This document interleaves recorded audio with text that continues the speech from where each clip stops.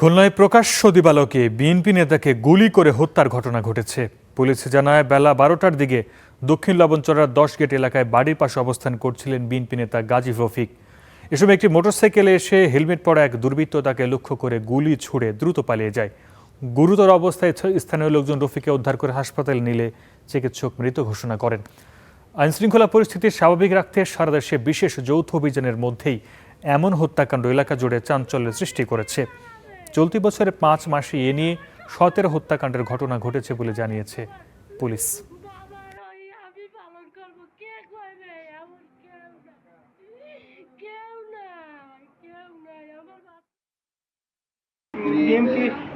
দল করছে আমার সন্তানকে পাশে কে দাঁড়াবে, কে আমার সন্তানকে মাথায় হাত রাখে কইবে তোমার বাবার ওই আমি পালন করবো, কে কইবে এমন কেউ না।